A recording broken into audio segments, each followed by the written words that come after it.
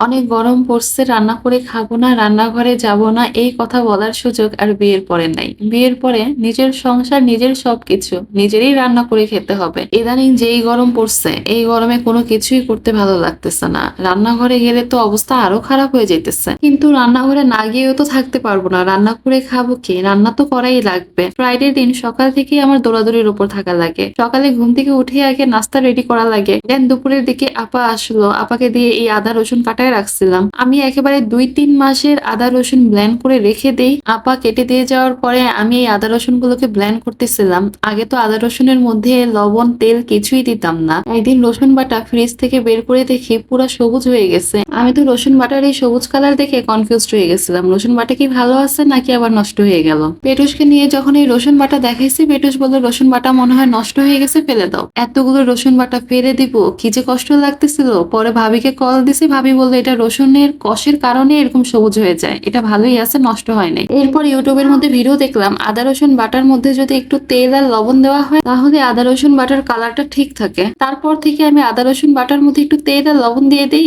অনেকদিন রেখেও খাওয়া যায় আর কালারটা একটু নষ্ট হয় না। যাই হোক, আমি আদা রসুন ব্লেন্ড করে ফ্রিজে রেখে দিলাম আর দুপুরের জন্য রান্না করতেছিলাম। শুক্রবার হলেই পোলাও রান্না করা লাগে, তো ওই দিনও রান্না করতেছিলাম পোলাও আর রোস্ট। যে এই গরমটা পড়ছে, এই গরমে কিন্তু কেউ পোলাও খেতে চায় না। আর এইদিকে পেটুসের গরম পড়ুক আর শীত পড়ুক তাতে সমস্যা নেই, ফ্রাইডে মানেই হচ্ছে তার পোলা মাংস খাওয়া লাগবে। কি আর করার, ওই দিনও পোলাই রান্না করতেছিলাম আর এমন গরম লাগতেছিল। তারপর আমার কি মনে পড়ছে ফ্রিজে না আইসক্রিম আছে, ওইটা বের করে খাই। ১ সপ্তাহ আগেই আইসক্রিমটা আনছিল পেটুস, আমার এমন ঠান্ডা লাগছে, ১ সপ্তাহ ধরে এই আইসক্রিমটা ফ্রিজেই রেখে দিচ্ছি, কিন্তু ওই দিন আর পারলাম না। এমন গরম পড়ছে আর এই গরমে মনে হইতেছে ধুর, ঠান্ডা লাগছে তো কি হয়েছে, আইসক্রিমটা খেয়েই নেই। আর এতদিন ধরে এই আইসক্রিমটার অপেক্ষায় ছিলাম, বাট ১ সপ্তাহ ধরে আমার ফ্রিজে আমি খেতে পারতেছিলাম না এই ঠান্ডা লাগার কারণে। এই গরমের মধ্যে ঠান্ডা যা কিছুই খাই না কেন মনে হয় ভিতরটা শান্তি হয়ে যায়। আর এই তো আমার রোস্ট রান্নাও হয়ে গেছে, রোস্টের মধ্যে আমি ঘি দিয়ে দিলাম আর পোলার মধ্যেও ঘি দিয়ে দিয়েছিলাম।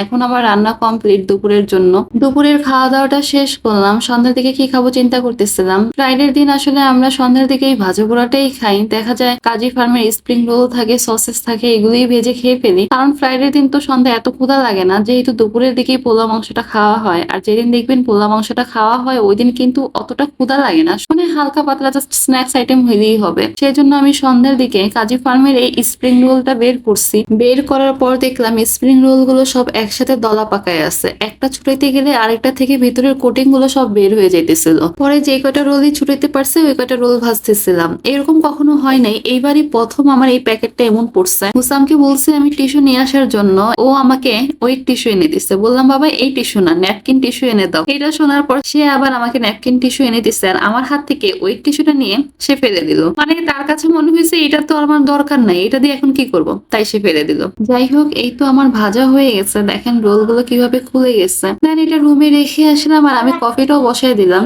এটা খাওয়ার সাথে সাথে আমার কফি হয়ে যাবে। ফ্রাইডে দিন আমার কফিটা খেতে কেন জানি ভালো লাগে, ওই দিন চা খেতে ইচ্ছা করে না। এই কফিটা কিন্তু আমি চা পাতা দিয়েই বানাই, দুধের সাথে চা পাতা আর কফি দিয়ে বসিয়ে রাখি। ফ্রিজের মধ্যে কফিটা রেখে দিলাম আর সসের বোতলগুলো বের করতেছিলাম রোল দিয়ে খাওয়ার জন্য। এই স্প্রিং রোল গুলো সস দিয়ে খেতে ভালোই লাগে, ছোট ছোট তো, আর ৩-৪টা খেলেও মনে হয় না কিছু খাইছি। যেহেতু জাস্ট সন্ধ্যার দিকে একটু মুখ চালাইতে হবে, কিছু খেতে হবে, সেজন্য আর কি ভাজা পোড়া করা। পেট ভরার জন্য খাওয়া না, মুখের মজার জন্য খাওয়া হয় আর কি। সেজন্য তো পেটুস অফিস থেকে আসার পর জীবনেও এই ভাজা পোড়া খায় না, ও জানে এইটা খেলে একটুও পেট ভরবে না। সারাদিনের ক্লান্তি দূর করার জন্য এই কফিটা অনেক দরকার ছিল। আজকের ভিডিওটি এই পর্যন্তই, ভালো থাকবেন সবাই, আল্লাহ হাফেজ।